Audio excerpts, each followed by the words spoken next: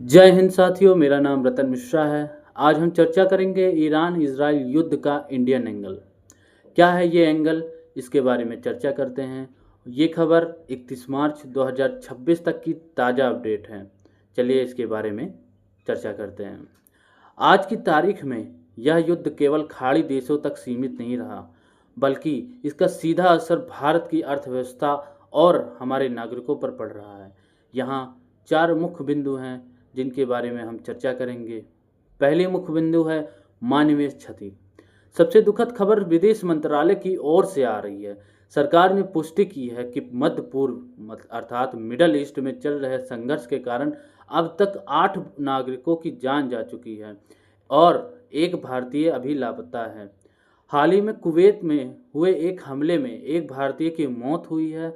Director of journal of shipping के अनुसार इस समय फारस की खाड़ी अर्थात पर्शियन गल्फ में भारत के 35 जहाज और 778 नाविक फंसे हैं, जिन पर सीधा खतरा मंडरा रहा है। दूसरी मुख्य बिंदु है आर्थिक संकट। ईरान द्वारा स्ट्रेट ऑफ हार्मोज का ब्लॉक करना भारत की धड़कनें बढ़ा दी है। भारत अपनी ज़रूरत का 50% कच्चा तेल और लगभग 80 से 85% एलपीजी की इसी रास्ते से मंगवाता है, और यह रास्ता बंद रहा तो भारत में पेट्रोल और डीजल की कीमतें 105 रुपये पार कर जाएंगी।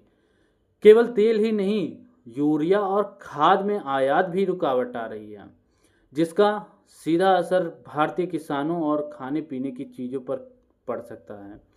तीसरी मुख्य बिंदु है कूटनीतिक संतुलन। भारत सरकार इस समय इधर कुआं उधर खाई वाली स्थिति में है।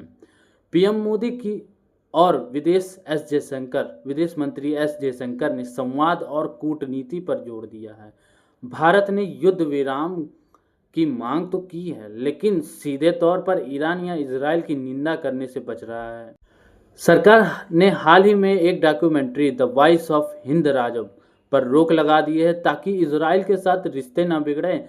वहीं विपक्ष सरकार पर आरोप लगा रहा है कि इस मुद्दे पर कड़ी रुख अपनाई जाए।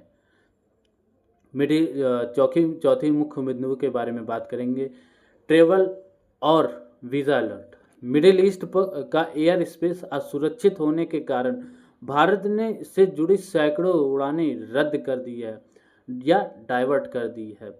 भारत सरकार ने नागरिकों को सख्त हिदायत दी है कि ईरान और इजराइल की यात्रा करने से बचें। जो लोग वहां फंसे हैं उन्हें दूतावास के संपर्क में रहने का कहा गया है।